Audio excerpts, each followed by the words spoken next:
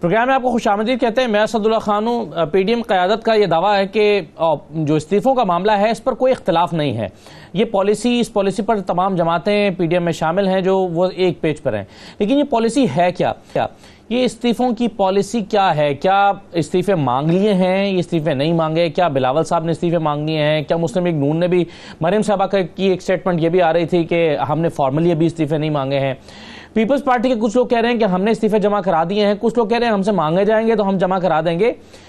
इस्तीफों की policy PDM की है क्या? और दूसरा सवाल यह है कि ये इस्तीफे जब पार्टी क़यादत के पास आ जाएंगे तो क्या ये इस्तीफे जो हैं ये फिर जमा भी करवाए जाएंगे?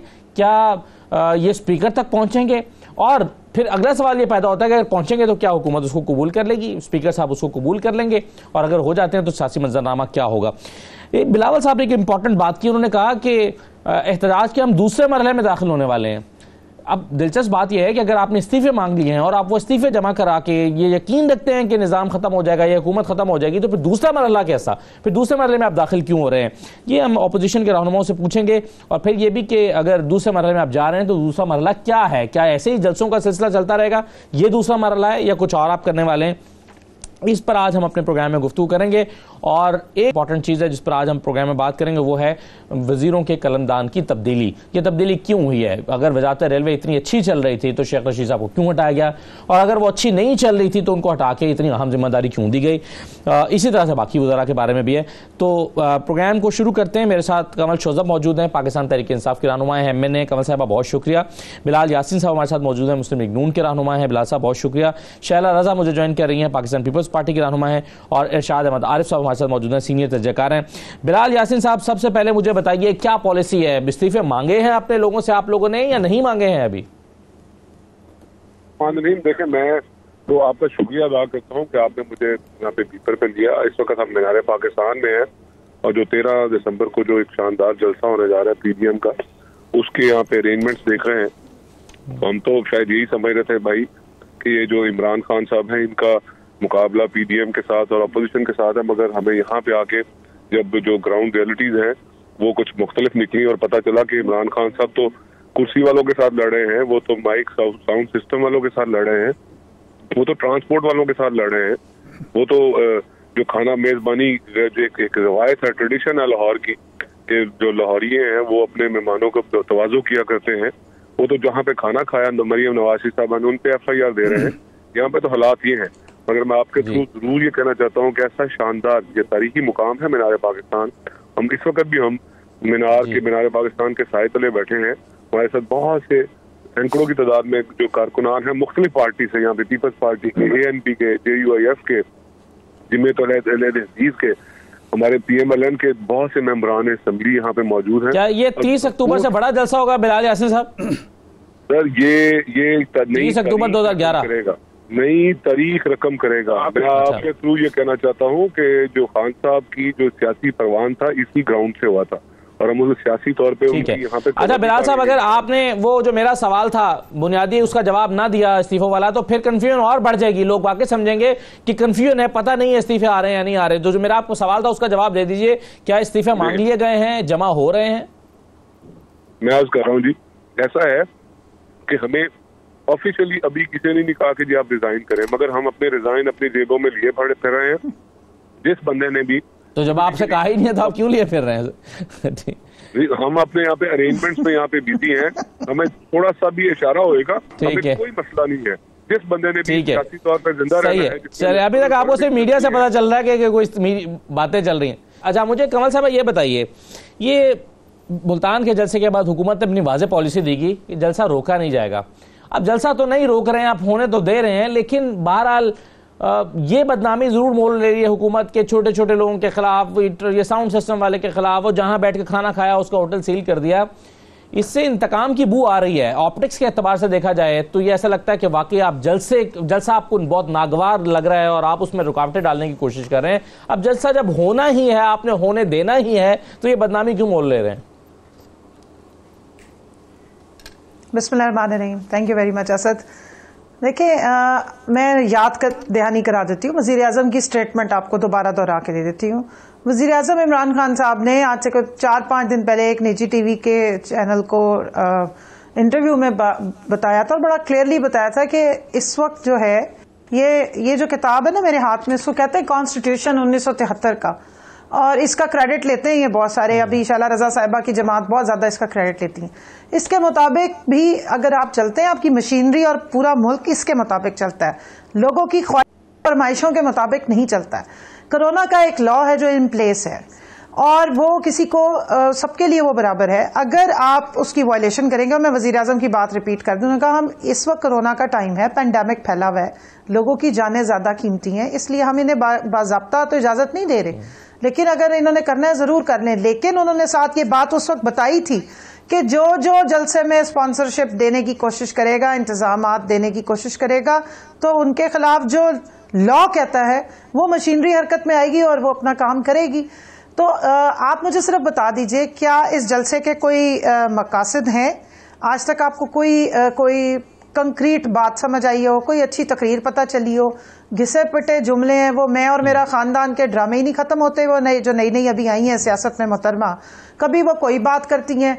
8 दिसंबर को तो आर और पार होने जा रहा था, फिर ना आर हुआ ना पार हुआ, दरमियान में ही कहीं अटक गया है। वो जिस वक्त गई पीडीएम के बाकी कंसल्टेशन करने, तो पीपल्स पार्टी वाले दौड़ गए, उन्होंने तो सीधा कह दिया कि और ये यूसुफ रजा गिलानी साहब का बयान है ऑन रिकॉर्ड कि इस्तीफों की तो आप बात भी ना करें टीवी प्रोग्राम्स में जाके। और वो कह रही थी उससे पहले कि अगर जिन्होंने इस्तीफे नहीं दिए, अपने ही मेंबरान को कह रही थी हम उनके घरों का घेराव जलाओ करेंगे, आप अब मेरे वर्करों तैयार हो जाओ। तो जब एक गैर सियासी रवैये वाले मरूसियत के अलमबरदार घरों से उठ के अपने केस, करप्शन, चोरियां बचाने के लिए बाहर आ जाएं, तो वो बेसिकली जलसा आवाम की के लिए नहीं कर रही है। ये कातिलाना जलसे में बड़ा रिकॉर्ड से बात कर रही है, क्योंकि जहां ये जलसा हुआ है वहां पर इस वक्त जो है वो रेशो या स्टैटिस्टिक्स जो है कोरोना के वो बढ़ गए हैं, इसलिए कि अगर ये बता दें कि क्या अगर इस्तीफे आ जाते हैं तो इस्तीफों के नतीजे में जो पड़ने वाला दबाव है हुकूमत के ऊपर, वो झेलने के लिए हुकूमत तैयार है इस्तीफे अगर आ जाते हैं? ये सिंपल नहीं है। इस्तीफे पहले तो आने ही नहीं है, कलीमुल्लाह से समीउल्लाह, समीउल्लाह से कलीमुल्लाह। इस्तीफे तो आ रहे हैं फेसबुक पे, व्हाट्सएप पे, ट्विटर पे, और बढ़ के पोस्ट किए जा रहे थे। जब से बिलावल ने कहा है कि कोई जरूरत नहीं इस्तीफे देने की, तो आज तो वो मैडम जो हैं, जो झूठों का अगर रिकॉर्ड हो ना, कोई आलमी मुकाबला हो, तो इनके पास पूरे खानदान, शरीफ खानदान उसमें नंबर 1 पे आएगा, बाकी भी 11 जमातों में से ही पोजीशन होल्डर होंगे। वो आज तो मुकर ही गई है, आपको लग रहा है कि इस्तीफे आएंगे ही नहीं, बात ही नहीं की। तो वो जलाओ गिराओ किसका हो रहा था जी? 8 दिसंबर को क्या था? अगर आ भी जाते हैं बिलफर्ज, तो मैं इसका ये जो किताब है ना आइन की, इसके मुताबिक बता देती हूँ।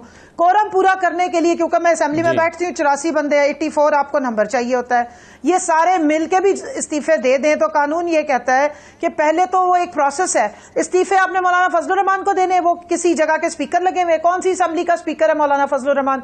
मरियम ने देने इस्तीफा, ये कहां बैठती हैं, कहां की ये अपॉइंटमेंट है इनकी, किसी असेंबली की ये मेंबर है? पहले तो आप इनको अलग कर दीजिए जो नॉन इलेक्टेड लोग हैं।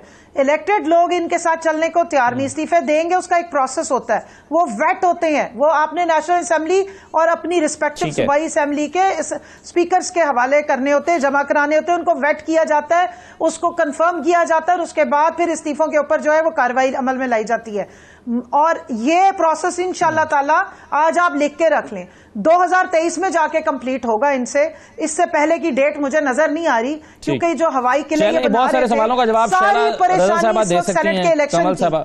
असद एक चीज सिर्फ सुन ले, ये सारी परेशानी, ये घबराहट, तिलमिलाहट है सेनेट के इलेक्शन की, और पीपल्स पार्टी बेहतरीन तरीके से जानती है कि अगर वो बायकॉट भी करेंगे, सिंध की असेंबली भी डिसॉल्व कर लेंगे, तब भी इलेक्टोरल कॉलेज पे, क्योंकि वो एक कंटिन्यूटी होती है। सेनेट में हुकूमत का ये तो एतराज साहब ने भी सारा समझा दिया है कि वो डिसॉल्व नहीं होता, वो चलता रहता है, नहीं होता। जो असेंबली डिसॉल्व होगी वो दोबारा इलेक्टोरल कॉलेज बनेगा, तो सेनेट के इलेक्शन में कंट्रीब्यूट हो जाएगा।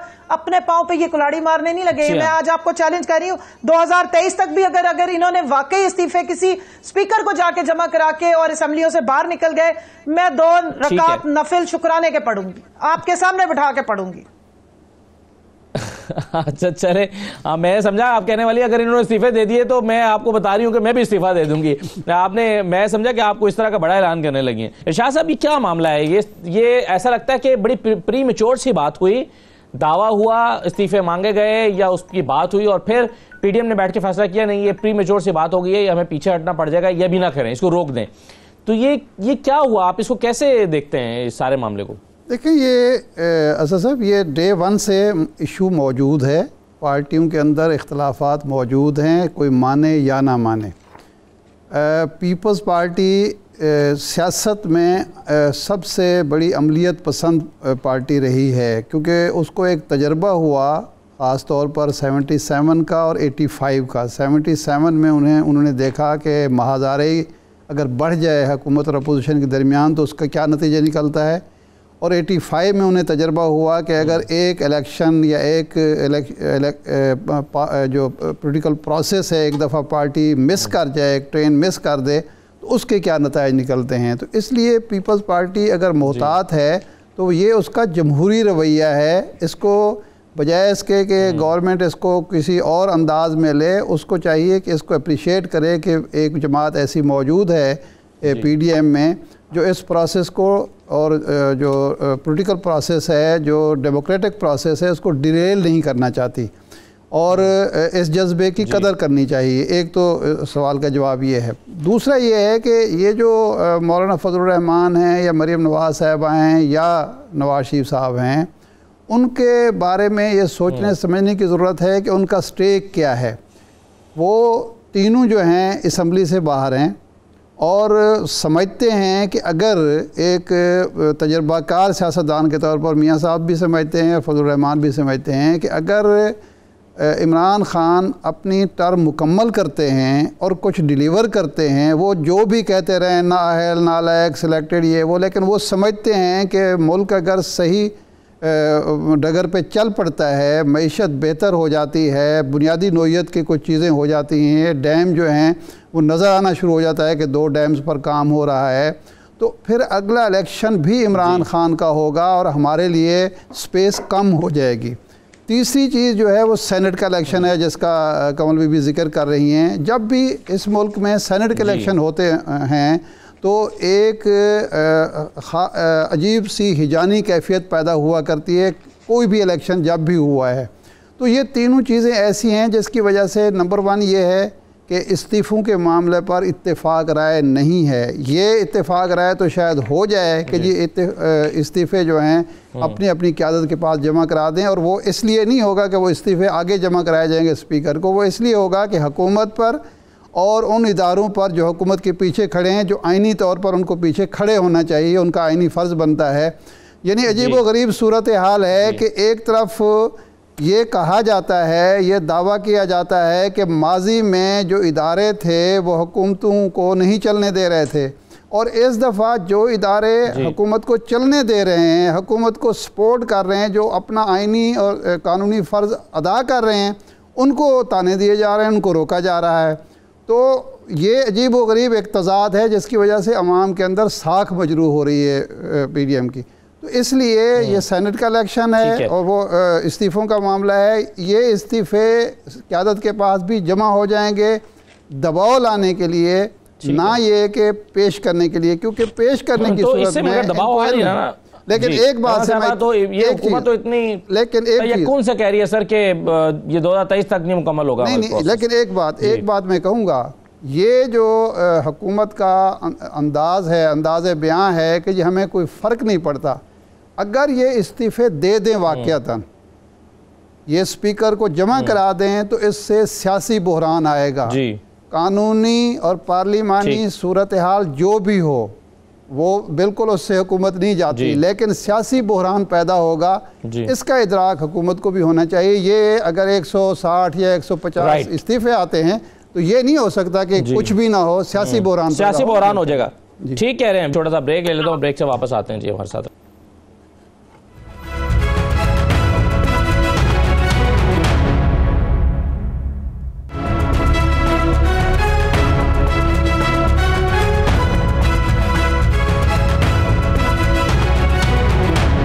कमल शोजब साहब, एक चीज़ जो इरशाद आरिफ साहब ने कही अभी, वो ये कही, उन्होंने कहा कि आप ये जो कह रहे हैं कि जी हम पर कोई दबाव नहीं है, अगर इस्तीफे आते हैं तो सियासी बहरान जरूर पैदा हो जाएगा, एक ऐसी नाखुशगवार सूरत हाल जरूर होगी जिसको बहरहाल एक जिम्मेदार हुकूमत को अवॉइड करने ही की कोशिश करनी चाहिए। आपकी कोशिश होनी चाहिए मुसालिहत की तरफ जाएं, आप अपोजिशन के साथ बैठें, उनसे बातचीत करें, बजाय इसके आप कह रहे हैं कि दे देंगे नहीं इस्तीफे, इनमें हिम्मत ही नहीं है। अगर दे दिए तो एक सियासी बहरान पैदा हो जाएगा। असद, मैं उनकी बात से इस तरह इत्तेफाक करती हूँ कि हाइपोथेटिकली अगर बोलें तो वो ठीक बात कर रही हैं, लेकिन ग्राउंड रियलिटीज इससे फ़र्क है। सियासी बहरान ही तो क्रिएट वो करना चाह रहे हैं, और उसकी रीज़न क्या है कि वो जो 34 अमेंडमेंट्स वो चाहते हैं कि नैब में हम मान के इनके 8-10 केसेस ऊपर वालों के ख़त्म कर दें, शरीफ खानदान के, जरदारी खानदान के, और अब आपने मौलाना साहब की भी शान में देख ली है कसीदे कितने निकल के आ रहे हैं और इनके क्या एजेंडाज रहे हैं और क्या तरीक़ेकार रहा है। तो उस पर अगर हम कॉम्प्रोमाइज कर दें, वज़ीर-ए-आज़म 10 दफा कह चुके हैं कि इस वक्त तो हर चीज बिल्कुल स्मूथ हो जाएगी, हमें ये 2 साल छोड़ के अगले 15 साल की हुकूमत भी हमारे साथ वो करने को तैयार हो जाएंगे। रीजन, मगर देखें, ये हमारे लिए एक बेईमानी है, ये हमारी अपने ओहद से एक तो डेविएट करना है, दूसरा हमारा जो सियासत में या इसमें जमहूरियत में आने का मकसद क्या था, हमने इन्हीं के खिलाफ, यही इन्हीं चीजों के खिलाफ हमारी स्ट्रगल है सारी, हम उसके ऊपर कॉम्प्रोमाइज नहीं कर सकते। पाकिस्तान की सलामती के लिए, तरक्की के लिए, मफादात के लिए टेबल पे आ जाए। हम तो इनको बड़े अरसे से बुला रहे हैं, फैटफ के बिल के टाइम पे इनकी ऑन रिकॉर्ड स्टेटमेंट्स है कि 80% अमेंडमेंट्स हमारी प्रपोज्ड हैं जो मानी हुकूमत ने। हमारा डेडलॉक कहां पे हुआ? 34 अमेंडमेंट्स की एक्सेप्शन पे। दूसरी बात, जो बिलाल यासीन साहब वहां खड़े में मीनारे पाकिस्तान में, अल्लाह मियां इनको मुबारक करे माशाल्लाह, मैं 2-3 चीजें फैक्ट्स रखूंगी। पहली बात तो ये कि मुझे तो लग नहीं रहा है कि ये वहां ट्यूब पहन के खड़े में यानी स्विमिंग करनी पड़ी है, क्योंकि मीनारे पाकिस्तान बहरहाल इस वक्त भी डैम नहीं है, बिल्कुल खुश्क है। नंबर 2, 14 सीटों में से 10 सीटें नून लीग ने लाहौर से जीती हुई हैं, जिसमें तकरीबन 10 लाख से ऊपर का वोट इनको पड़ा हुआ है। तो मेरा तो चैलेंज होगा कि आप इतनी सीटों के साथ, इतने एमएनएस के साथ, और नीचे पंजाब की असेंबली में भी इनके बहुत सारे जो मेंबरान बैठे हुए हैं वो लाहौर से इलेक्ट हुए हैं, तो फिर आपका जो नंबर गेम है ना, उसको आप हमारे साथ कंपैरिजन मत करना। 30 अक्टूबर का जलसा वजीर आजम इमरान खान ने जब किया था, ना वो वजीर आजम थे, ना वो वजीर थे, ना वो हुकूमत, ना किसी उस वक्त हम लोग हमारे पास कोई और रिसोर्सेज थे, उस वक्त आवाम आई थी। आपने वर्कर्स लाने हैं तो अपने इस स्टैटिस्टिक्स को ज़हन में रखिए। नंबर 2 बल्कि नंबर 3, और आपका अगला एजेंडा क्या है? आपकी जो एक नौज़ायदा लॉन्च हुई खातून है, वो अपने बाप के केसेस इश्तिहारियों से बढ़ के, एक जुमला सिर्फ सुन लें, उससे हट के आपके पास क्या विजन है? और चौथी बात है कि निगोशिएशंस के लिए जो इरशाद आरिफ साहब कह रहे हैं, उन्होंने क्लियरली कह दिया कि हम तो पीटीआई या हुकूमत से या वजीर आजम से तो करना ही नहीं चाहते निगोशिएशन, तो ये किसको दावतें दे रहे हैं निगोशिएशन की? ताकि ये वोट को इज्जत दो का जो ड्रामा है ना, जो असली लिफाफा उसको चढ़ाया हुआ चोरों को एनआरओ दो, वो सारी दुनिया को नजर आई। शैला साहबा को शामिल ने गुफ्तगू करने दें, मैं फिर बिलाल साहब के पास आता हूं। पहले शैला साहबा, 2 सवाल मैं इकट्ठे आपके सामने रख देता हूं। एक तो वो आप बात करनी थी इस्तीफों के हवाले से, आपने कहा कि आपने लिख कर रख लिया है, अभी जमा नहीं कराया। पॉलिसी क्लियरली क्या है पीपल्स पार्टी की? जमा कराने हैं, नहीं कराने हैं, या अभी सिर्फ इतना ऑर्डर है कि लिखकर अपने पर्स में या पॉकेट में रखें, जब हम कहेंगे आप जमा करा दीजिएगा? ऑर्डर क्या है इस पर? पार्टी की हिदायत क्या है? एक तो इस पर बताइएगा। दूसरा ये नया टॉपिक नहीं, नया मरहला क्या है? जी, पार्टी क्लियरली कह चुकी है, बहुत दफा चेयरमैन बिलावल ने ये कह दिया है कि पाकिस्तान पीपल्स पार्टी पीडीएम के तमाम फैसलों की पाबंद है। और मैंने पहले ही कहा कि 8 तारीख से पहले ये कोशिश की जा रही थी कि ये टॉपिक बनाया जाए कि पीपल्स पार्टी इससे तो नहीं देगी, लेकिन वो सबने देख लिया कि कुरेद के बेचारे एंकर्स जो थे वो पूछते रहे, कुछ चैनल्स के तो मखसूस भी, कि भाई क्या हुआ, अंदर की क्या खबर है। लेकिन उन्होंने कहा जी बड़ा स्मूथ लीज है। वो इजलास हुआ पीडीएम की जमातों का और उन्होंने सबने इत्तफाक किया और ये जो है लोगों की खाम ख्याली साबित हुई कि पीपल्स पार्टी पीडीएम अलग जाएगी। अब रही बात आपकी दूसरी, तो मैं ये समझती हूँ नहीं, मगर इसमें ये तशरीह की रह गई ना शैला साहबा, ये आप ये कह रहे हैं पीडीएम के साथ जाएगी, लेकिन पीडीएम का इस पर फैसला क्या है? पॉलिसी क्या है? जो आप बिलावल साहब ने आज भी कहा कि सब मुत्तफिक है, एक पेज पर है, एक पॉलिसी पर है, पॉलिसी क्या है इस्तीफों के मामले पर? मैं समझती हूँ कि 26 पॉइंट एजेंडा सबके सामने है और उसके हिसाब से पहला मरहला जो था वो राय आमा हमवार करना था, जो कि जलसों की वजह से इतना जबरदस्त हुआ कि जहां जहां कंटेनर्स लगे, जहां जहां जलसों के रास्ते रोके गए, स्टेडियम समेत जगहों पे पानी डाला गया, लोगों को आने नहीं दिया गया, वहां अवाम ने निकल के इस जलसा किया, ना कुर्सी देखी ना अंधेरा देखा। और मैं समझती हूँ कि राय आमा हमवार हो चुकी है। अब हमारी इस बदल का दूसरा स्टेप होगा, जिसका ऐलान इतवार को किया जाएगा और सब देखेंगे। जहां तक बात है, इस वक्त हम जो है वो जद्दोजहद की सियासत कर रहे हैं और उसमें जो है शाला बीबी आइन की बात कर रही है। मैं समझती हूँ कि मुझे इधर बोलने दिया जाए। अब सबने काफी मेरे नहीं, मैं आपसे एक सवाल करना चाह रहा था, अगर इजाजत है। सवाल कर रहे थे इरशाद आरिफ साहब, एक सवाल करना चाह रहे हैं आपसे। शायद मैं आपसे पूछना चाह रहा था कि पीपल्स पार्टी सिंध हुकूमत से भी इस्तीफ़ा देगी, सिंध असम्बली और सिंध हुकूमत को भी खैर बात कहेगी, या ये सिर्फ कौमी असम्बली के होंगे और पंजाब असम्बली के इस्तीफे होंगे? ना कौमी असम्बली से ना सूबाई असम्बली से। अभी तो उन्होंने बड़े वाज़ेह तौर पे कहा कि 14 तारीख लास्ट तारीख है, उसमें हम सबसे इस्तीफा जमा कराने हैं, हमको बुलावा उसमें जहाँ से स्पीकर साहब के हवाले किए जाएंगे। तो जो भी लाए अमल होगा उसकी पीडीएम का, उसकी पीपल्स पार्टी पाबंद है और किसी भी हुकूमत के लिए जो है एक मोरल। लेकिन एक चीज, लेकिन शैला साहबा बताइएगा, वो खत्म हो एक छोटा सा सवाल मेरा आपसे शैला साहबा, वो ये है कि आपने कहा, बिलावल साहब ने आज ये कहा है कि दूसरा फेज, बल्कि मैं सुनवा भी देता हूँ बिलावल साहब ने दूसरे फेज के हवाले से क्या बात किया, सुन लीजिए, फिर मैं कोई आपके सामने रखता हूँ। पीडीएम का जो पहला फेज है वो बड़ा कामयाबी से और बड़ी तेजी से आगे बढ़ता जा रहा है और इंशाअल्लाह ताला 13 के बाद हम अपना दूसरा फेज में दाखिल हो जाएंगे और तब तक आप सबको नजर आएगा कि ये हुकूमत खुद भागने वाली। अब मुझे ये बताइए कि अगर तो आपने इस्तीफे देने और क़यादत इसलिए ले रही है कि इस्तीफे दे के इस हुकूमत को खत्म कर दें, तो फिर दूसरे मरहले में जाने की तो कोई जरूरत ही नहीं है ना। अगर दूसरा मरहला दाखिल हो रहे हैं आप, ये दूसरा मरहला शुरू करने वाले इसका मतलब इस्तीफे तो नहीं कम से कम देने के लिए जा रहे, हुकूमत कहीं नहीं जा रही, तभी तो आप दूसरा मरहला शुरू कर रहे हैं। देखिए, हमारा इस्तीफे एक ऑप्शन है, उसमें ये कहीं नहीं लिखा था, ये कहीं नहीं कहा गया कि इसके फौरन बाद इस्तीफा दें। इस्तीफा भी एक ऑप्शन है जिसको यूज किया जाता है जहां तक हुकूमत की बात है। अब और क्या होगा कि जिस ऐलान जलसों में कहा, टॉक शोज में कहा, परवेज मुशर्रफ को ताने दिए, आज वो चपरासी जिसे नहीं रखा जा सकता था, जिसको सुन्नी का लक़ब दिया, जिसको घटिया कहा, आज वो वजीर दाखिला हो गया। तो हुकूमत है कहाँ? मुझे बताएं, हुकूमत है कहाँ? अगर एक हुकूमत जो है वो इतनी मजबूर हो जाए कि दुकानदारों पे जो है FIR काटे, धमकियां देने वालों को धमकियां दे, वेंडर्स को धमकियां दे, तो वो कहाँ है बेचारी?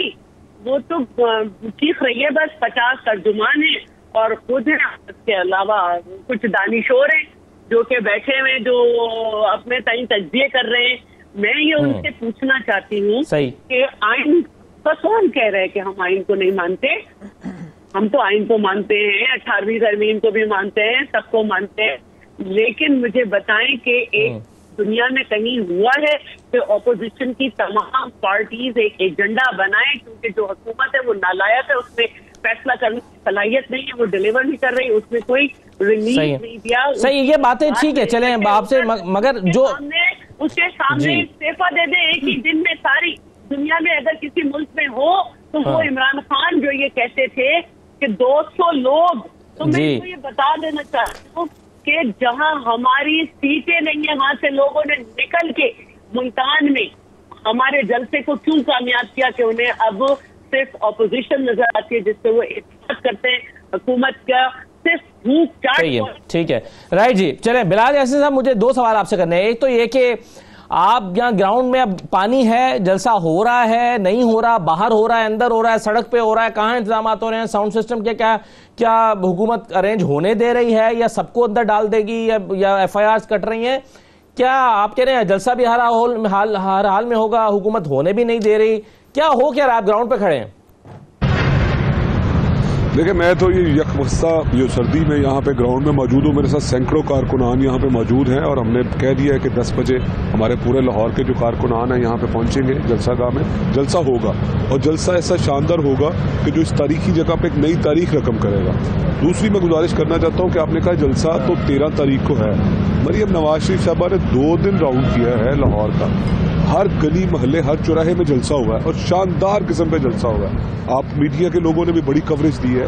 अभी मैं आपको बताऊं कि यहाँ पे गवर्नमेंट क्या करने जा रही है। ये जो जहाँ पे मैं खड़ा हूँ, जिस इसकी सारी सराउंडिंग में, जिसको ग्रेटर इकबाल पार्क कहते हैं, ये भी नवाज शरीफ साहब ने, शहबाज शरीफ साहब ने इसको इस्टेब्लिश किया और इसको अपलिफ्ट किया। टोटली आज सुबह से मैं यहाँ पे हूँ, जितने यहाँ पे पोल्स लगे हैं जहाँ पे इलेक्ट्रिसिटी है, वहाँ पे उन्होंने सीसी फुटेज कैमरे लगा दिए हैं। ये सिर्फ देखने के लिए कि यहाँ पे क्या कौन आ रहा है, क्या किस किस्म की मूवमेंट है, कौन सी पार्टीज क्या कंट्रीब्यूट करने जा रही है। सिक्योरिटी के इंतजाम भी तो करने हैं ना सर। वो आपने एक लाहौर सेफ सिटी प्रोजेक्ट के तहत वहाँ पे सारे वहाँ से मॉनिटरिंग होगी आपकी सिक्योरिटी को भी तो मैनेज करना होगा ना, इसलिए हो सकता है लगा दिए गए हों। हम देखिए, हम बड़े खुश हैं। मैं यहाँ से 4वीं 5वीं मरतबा मेंबर हूँ। कई डेकेड से यहाँ पे मैं वोट लेके असेंबली में पहुँचता हूँ, कैबिनेट के हिस्सा रहा हूँ। मुझे इससे पहले कभी ये नहीं हुआ। सिक्योरिटी जो सेफ सिटी प्रोजेक्ट है वो लाहौर का, पूरे लाहौर में गली मोहल्लों में उसके कैमरेज तो जरूर हमें शर्फ हासिल है कि हमारी लीडरशिप ने लगाए, मगर ये ऐसी निकम्मी और नाहल हुकूमत है कि पीडीएम के जलसे को ऑब्जर्व करने के लिए फर्स्ट टाइम इन्होंने जो ग्रेटर इकबाल पार्क है उसके अंदर आज सुबह सिक्योरिटी सारी की सारी। देखिए, अगर कोविड आना है तो वो सिर्फ 13 तारीख के लिए आना है, जलसे के लिए आना है। इसके बिल्कुल पड़ोस में लाहौर की सबसे बड़ी फ्रूट मंडी और सब्जी मंडी है। मैं आपको रिक्वेस्ट करता हूं कि पूरे पाकिस्तान को बताएं कि यहाँ पे सुबह शाम रात किसी पहर भी आप आए, आपको सैकड़ों नहीं हजारों की तादाद में वहाँ पे मेहनत करते हुए मिलेंगे। अपनी सब्जियां फ्रूट्स मार्केट में पूरे पंजाब से लाते हुए मिलेंगे। कोई एसओपी नहीं है, मगर कोविड के एसओपी सारे के सारे इस जलसागाह में हमने इम्प्लीमेंट करवाने हैं। किसी लाहौर की किसी मार्केट, किसी बाजार, किसी चौराहे में जाएं, मुझे बताएं कि अगर किसी ने मास्क पहना हुआ है, कोई एसओपीज का ख्याल रख रहा है। ये बात ठीक है आपकी, कहीं पर ऑब्जर्व नहीं हो रही, कहीं पर अमल दरामद नहीं हो रहा, यहाँ पर अमल दरामद हो रहा है जलसों में पॉलिटिकली। बिल्कुल ठीक कह रहे हैं। ये इसका जवाब तो शैला साहब ये देंगी, कमल शोजब साहब देंगी। मगर एक चीज मुझे शाहिद आरिफ साहब ये पूछनी है आपसे कि ये इसका इम्पैक्ट जो है, मतलब ये पूरी एक्टिविटी के जिसमें सियासी जमातों ने जो पीडीएम में शामिल हैं अपने कारकुनों से कह दिया इस्तीफे लिख रखें या 14 तारीख तक जमा करा दें या पॉकेट में डाल रखें, इससे कितना प्रेशर क्रिएट किया जा सकता है? क्योंकि अमली तौर पर अब कानूनी राय भी यह है कि यह मुमकिन नहीं है। अगर हुकूमत चाहे तो वो इस्तीफे लेकर और वहां पर सेनेट के इलेक्शन फिर भी हो जाएंगे और दोबारा इलेक्शन हो सकते हैं, निजाम चलता रहेगा। ये इस ऑप्शन को एक्सरसाइज करेगी आपके ख्याल में? ऑपोजिशन करना चाहेगी? देखिए, अगर तो अपोजिशन ने ये फैसला कर लिया है और उसमें पीपल्स पार्टी शामिल है और बाकी जमातें शामिल हैं कि जी इस सिस्टम को हमने नहीं चलने देना, तो फिर तो वो ये एक्सरसाइज बिल्कुल करेगी। लेकिन उसके नतीजे और आपको डाउट है कि वो ये चाहते हैं?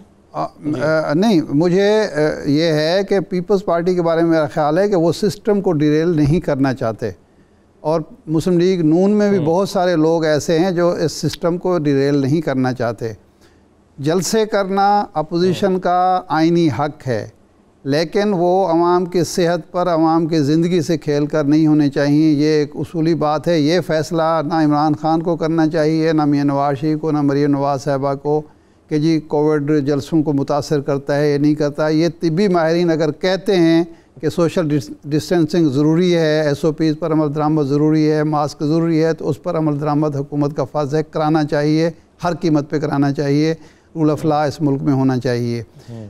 एक बात। दूसरी बात यह है, इस्तीफ़ों की ऑप्शन उसके नतीजे में 2 सूरतें हो सकती हैं। एक तो ये है कि इस्तीफ़े देने के बाद, जिस तरह की अपोजिशन कह रही है कि खामोश तो हम फिर भी नहीं बैठेंगे, और यकीनन वो नहीं बैठेंगे, लेकिन सवाल ये है कि वो इस्तीफ़े दे देते हैं, इस्तीफ़े के बाद हुकूमत तुल जाती है ज़िमनी इंतखाबात कराने में। इतने बड़े पैमाने पर ज़िमनी इंतखाबात होते हैं और उसके नतीजे में तसादुम होता है हुकूमत और अपोजिशन के दरमियान, क्योंकि अगर अपोजिशन खामोश नहीं बैठेगी तो अपोजिशन खामोश नहीं बैठेगी तो 1.5 करोड़ से ज़्यादा वोट लेने वाली तहरीक इंसाफ भी खामोश नहीं बैठेगी, जिसके पास हुकूमती वसाइल भी हैं, जिसके पास इख्तियारात भी हैं।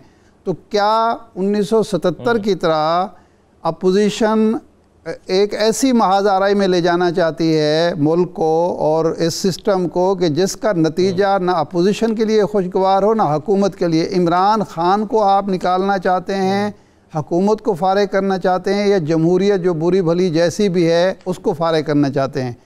पॉइंट ये है कि अगर तो ये फ़ैसला कर लिया अपोजिशन ने कि जी हम इस्तीफ़े देंगे और इस्तीफ़ों के बाद भी अगर हुकूमत बाज ना आई तो फिर उसके बाद क्या रहेगा? अब इस्तीफ़ों के बाद क्या रहेगा हुकूमत के पास, सिवाय इसके कि लड़ाई मार कुटाई हो, डंडा लेकर कारकुन निकलें, और जो इलेक्शन ज़िमनी इलेक्शन का अगर हुकूमत ऐलान कर दे तो उसमें फिर वो इलेक्शन ना होने दें। यही हो सकता है ना। अगर इलेक्शन हो जाते हैं, ज़िमनी इलेक्शन हो जाते हैं, सीटें मज़ीद इमरान खान की बढ़ जाती हैं तो अपोजिशन के हाथ में क्या आएगा? और ये भी फैक्ट है कि अगर इमरान खान असम्बली तोड़ते हैं ख़ुद मुद्दत पूरी किए बगैर, तो फिर जो निगरान हुकूमत आएगी उसके सरबराह इमरान खान होंगे, पंजाब में उसके सरबराह बुज़दार साहब होंगे, खैबर पख्तूनख्वा में महमूद खान। क्या अपोजिशन ये चाहती है कि नए इलेक्शन हों और उसकी सरबराही जो है इमरान खान कराएं? उसमें इनके हाथ क्या आएगा? ये वो सवालात हैं जिसकी वजह से मुझे ख़दशा महसूस होता है कि अपोजिशन की जो इलेक्टेड जो लीडरशिप है, जो ऐवानों में मौजूद है, वो कुछ और चाहती है। जो ऐवानों से बाहर है, जिसको अपोजिशन कहती है दीवार से लगा दिया गया है, उसकी स्पेस नहीं रही, और हुकूमत ये समझती है कि जी इनका बाहर रहना ही बेहतर है, उसके इरादे कुछ और हैं। अगर तो फ़ैसला मियाँ नवाज शरीफ साहब का और मरीम नवाज साहबा का और फजल रहमान साहब का है, वो डोमिनेट करता है और उसी रास्ते पर ऑल आउट वार पर जाते हैं, तो उसके नतीजे में सिस्टम डिरेल हो सकता है। और फिर ये आप नोट कर लें कि फिर आप 15-20 साल के लिए इस मुल्क में बुरी भली जमहूरियत को भूल जाएं। फिर ये नहीं होगा कि नए इंतखाबात होंगे और आप आएंगे और हाल फुटाएंगे, और ये नहीं होगा। लेकिन अगर सिस्टम को बरकरार रखना है, कम से कम पीपल्स पार्टी को तो जरूर इदराक है बिल्कुल। लेकिन मैं ये नहीं समझता कि ये सारी अपोजिशन का, हुकूमत को भी चाहिए। देखें, हंगामा आराई, फसाद, झगड़ा, तसादुम, महाजाराई जो होती है वो अपोजिशन के मफाद में होती है, हुकूमत के मफाद में नहीं होती। हुकूमत के मफाद में होती है कि हालात पुरअमन रहें, मुल्क में सियासी इस्तेहकाम रहे। अपोजिशन को एंगेज करना चाहिए। नैब के मुकदमात को एक तरफ रख के ये तय करना चाहिए कि जी हम रूल्स ऑफ गेम जो हैं नए सिरे से तय करते हैं, लेकिन उसमें उसको चलाते हैं, बिल्कुल एंगेज करना जरूरी है। जी सर, बिल्कुल ठीक है, राइट सर। एक छोटा सा मुझे लेना है, ब्रेक के बाद वापस आते हैं। कैबिनेट में जो शफलिंग हुई है, शेख रशीद साहब का कलमदान तब्दील हुआ, आजम सवादी साहब रेलवे में आ गए, ये शफलिंग क्यों हुई है, इस पर बात करते हैं। हमारे साथ रहिए।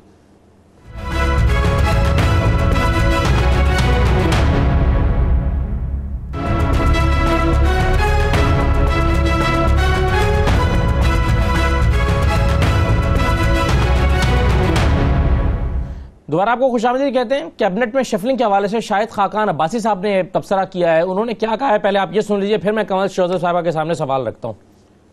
तो बदल क्या होता है, एक बच्चा एक क्लास में फेल हो जाए, उसको आप प्रमोट करते हैं, तो जिसे रेलवे नहीं चली उसको वज़ारत दाखिला दे दी, जिसे वज़ारत दाखिला नहीं चली उसको नारकोटिक्स दे दिया, और जो बच्चा सारे इम्तिहानों में फेल था उसको रेलवे दे दी। ये रिकॉर्ड की बात है कि जो बच्चा हर जगह फेल हुआ, अदालत ने उसको निकाला, आपने उसको वज़ारत रेल दे दी, और वज़ीर खजाना उन्हीं को बना दिया जिन्होंने 2 साल में हमारी। अच्छा कमल शोजर साहब, मुझे ये बताइए कि ये जो शफलिंग है, क्या रेलवे में कारकर्दगी अच्छी नहीं रही शेख रशीद साहब की कि उन्हें दाखिला की मिनिस्ट्री दे दी गई है? अगर उनकी बहुत अच्छी परफॉर्मेंस थी तो उसको कंटिन्यू करना चाहिए था। अगर अच्छी नहीं रही तो फिर एक और अहम मिनिस्ट्री क्यों दी गई है? शायद खाकान भाई साहब सवाल उठा रहे हैं। ऐसे ही आजम सवादी साहब जो कहीं पर परफॉर्म नहीं कर सके, उनको आपने रेलवे की मिनिस्ट्री बहुत अहम इदारा दे दिया है। शफलिंग क्यों हुई है? अब ये ना कहिएगा बैटिंग ऑर्डर तब्दील किया है सिर्फ कप्तान ने। जी देखिए, शाहिद खाकान अब्बासी साहब की तो पूरी जमात समेत उनके एक रिजेक्टेड टीम है। इनके इस तरह के तबसरे पसंद नहीं है और ना इनको करने चाहिए। मुझे ये बताइए, वो जो इनके बड़े अरस्तू साहब हैं, एहसन इकबाल साहब, उनसे क्या प्लानिंग मिनिस्ट्री नहीं चली थी जब उन्हें इंटीरियर दे दिया था? ख्वाजा आसिफ साहब को से डिफेंस नहीं चली थी जब उन्हें बाद में आखिरी साल जो है वजीर खारजा बना दिया था? तो ये तो प्राइम मिनिस्टर का अपना इस्तेहकाक है, वो अपनी टीम में जिसको चाहे जो समझते हैं कि जिम्मेदारी बेहतर निभा सकता है उसको देते। यहाँ पे उन्होंने बिल्कुल ये नहीं कहा कि इनकी परफॉर्मेंस अपनी अपनी मिनिस्ट्रियों में ठीक नहीं है, चलो दूसरे में जाके टेस्ट करवा लें। वो मोस्ट लाइकली अपनी अपनी मिनिस्ट्रियों में बेहतर परफॉर्म कर रहे थे और उससे ज्यादा बेहतर टास्क लेने के मजाज थे, तो उसी हिसाब से दिया। एजाज शाह साहब की तबीयत भी खराब रहती है, मैं अभी उनके 2 भाइयों का ऊपर नीचे 1 महीने के वक्फे से इंतकाल हुआ है और इंटीरियर एक बहुत फुल टाइम जॉब है, 24/7 आपको ऑन टोज रहना पड़ता है। मुल्क के हालात इस किस्म के हैं, बैरूनी थ्रेट से ज्यादा तो ये अंदरूनी खलफशारी हर वक्त चली हुई होती है। तो उस हवाले से एक ऐसे शख्स जो इनमें अंदरूनी खलफशार या अंदरूनी सियासी खलफशार, क्या बात, यानी आपकी बात से फिर ये समझें, आपकी बात से फिर ये समझें कि जो ये जो दूसरा फेज है हमारी तरफ से का, उसके लिए आप लेकर आ रहे हैं इनको शेख रशीद साहब को। जी मैं 1 मिनट कंप्लीट कर लूं। असद, मैंने इनकी सबकी बातें सुनी है, अब 1-2 तो पीडीएम से ही आपने बुलाए हुए, मुझे जरा 1 मिनट सिर्फ दीजिएगा, मैं पूरी बात का जवाब आपको दे देती हूँ। देखिए, सबसे पहली बात यह है कि शेख साहब एक एक्सपीरियंस आदमी है और वो बेहतर मैनेज कर सकते हैं, और आजम जवाती साहब को भी एक्सपीरियंस है, वो 17 सालों से सेनेट के मेंबर हैं, हर चीज को ऊपर नीचे देखते रहे। एजाज शाह साहब का अपना एक तजर्बा है, तो उनको उसके हिसाब से उनके पास प्राइम मिनिस्टर इमरान खान साहब या जो भी प्राइम मिनिस्टर की गद्दी पर बैठा हुआ, तो उसके पास हम सबसे ज्यादा इंफॉर्मेशन आ रही होती है और ये उन्हीं का ही डिसीजन है कि वो अपनी पार्टी में या अपनी टीम में कैबिनेट में किसको क्या देना चाहते हैं। हफीज शेख साहब ने इन्हीं की फैलाया हुआ गंद ऑन रिकॉर्ड जो ये कह के गए थे अपनी जाने से पहले कि जी अगर पाकिस्तान की मईशत IMF के पास नहीं गए प्लान लेने तो चल ही नहीं सकती, और इंश्योर करके गए थे कि यहाँ जो माइंस लगाई है वो पड़ती रहे, इकोनॉमिक माइंस। वो टर्न अराउंड किया, 1 मिनट दीजिएगा, करंट अकाउंट डेफिसिट से सरप्लस में किया, ये दूसरा क्वार्टर है कि सरप्लस में आ रहा है। इसके अलावा आप देखें बैरूनी तहसीलात बढ़ रही है, एक्सपोर्ट्स बढ़ रही है, इस वक्त पाकिस्तान की जो टेक्सटाइल इंडस्ट्री वो बूम में। जी चले, अब मुझे जरा 1 मिनट दे, मैं जरा सवाल थे आखिरी हिस्सा है प्रोग्राम का, आखिरी हिस्सा है, मुझे सिर्फ 1 मिनट दे, मैं सिर्फ जवाब देना चाह रही हूँ, मुझे सिर्फ 1 मिनट दीजिएगा, मैंने बाकी सबकी बात सुनी।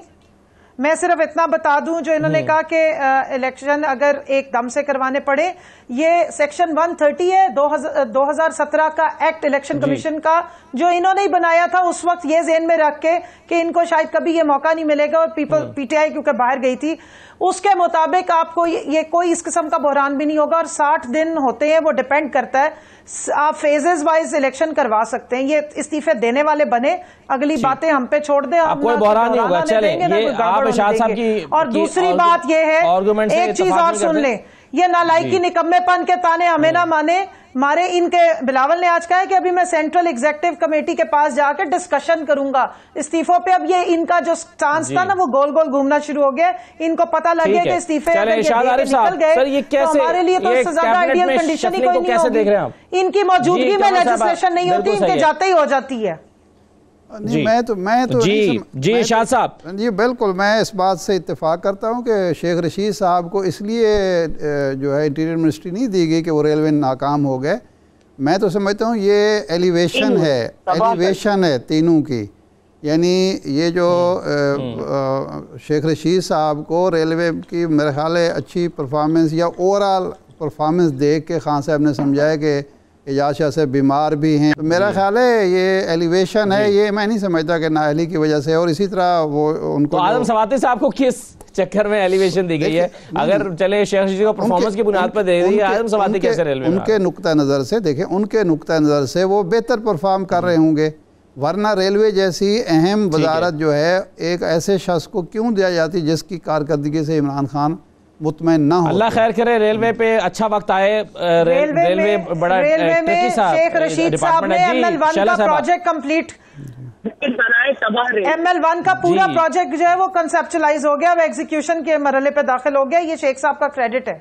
जी ये भी तो हटा दिया जी। शैला साहब आप कुछ कहने वाले? $1 लाख का देखिए जी शैला साहब, इरशाद साहब से ये कहूंगी कि जितनी इलेक्शन वो कराते हैं जो बल्दियाती भी कराने की सलाहियत रखते हैं, और जब KP में बल्दियाती इलेक्शन हुए थे तो 27 लोग मरे थे, तो पहले तो बात वहीं आके रुक गई जहाँ से सलाहियत जो कि नहीं है, नाअहलियत उरूज पे है। अब आ जाती है बात वाली कि भाई जब एक पार्टी इस्तीफे जमा कर रही है तो ये PDM के अख्तियार है कि कब इस्तीफा ऑप्शन इस्तेमाल करें। आप तो सिर्फ ये बताइए कि मैंने ये कंफर्म कर दे मुझे, आज मैंने सुना है ये कि आज सेलेक्टेड वजीर आजम साहब जो है वो किसी से नहीं मिलते, उन्होंने अपना सेल फोन दूर हटा दिया है कि कहीं वो सारी ट्रोल जो चल रही है, जो उनके इर्शादात ऑन एयर और जलसों में जिसमें वो परवेज मुशर्रफ को बुरा भला कहते रहे और मैं तो चपरासी भी ना लगाऊं, तो पहली दफा तो कोई परेशानी। आप अगर नवाज शरीफ जिसने 2 दफा बेनजीर की हुकूमत गिराई, तीसरी दफा जाके यूसुफ रजा की हुकूमत गिराई, जिसको आप दोनों आपस में गालियां देते थे, उसके साथ आखिर में मुझे बिलाल यासीन साहब वैसे जवाब आपने लीक करार दिया था, जिसको जनाब आसिफ अली जरदारी ने कातिल लीक करार दिया था, उसको डिप्टी प्राइम मिनिस्टर का ओहदा दिया था, आपने डिप्टी प्राइम मिनिस्टर बनाया था। जी बिलाल यासीन साहब लास्ट मिनट है, आपकी मेहरबानी है, मैं आखिरी मिनट में जरा इनको खामोश करवाएं तो मैं आपको ये कहना चाहता हूँ कि अभी इरशाद साहब ने कहा। जी कहिए बिलाल यासीन साहब कहिए। अगर पीडीएम में ये चाहती है कि जी हम रिजाइन कर दें तो फिर वो जो 1 करोड़ समथिंग वोट लिए हैं खान के, वो किधर जाएंगे? तो मैं बड़े अदब से गुजारिश करना चाहता हूँ इरशाद साहब की खिदमत में कि वो जो वोट 1 करोड़ दिए थे ना, 1 करोड़ से प्लस, ये उस वक्त दिए थे कि मैं 100 दिन में पाकिस्तान को नया बना दूंगा, मैं 50 लाख जो है ना वो घर बनाऊंगा, 1 करोड़ नौकरी दूंगा, वो उस चीज के वोट मिले थे। तो आप बात समझे कि जो नवाज शरीफ साहब ने जो 1 करोड़ 30 लाख वोट लिए थे, वो नवाज शरीफ साहब जेल में थे अपनी बेटी के साथ, पूरे पाकिस्तान जो 1 करोड़। बिल्कुल सही है, बहुत शुक्रिया बिलाल यासीन साहब, बहुत शुक्रिया शौजब साहबा, शैला साहबा, इरशाद साहब, बहुत शुक्रिया प्रोग्राम में शिरकत करने के लिए। इजाजत दीजिए, अल्लाह हाफिज।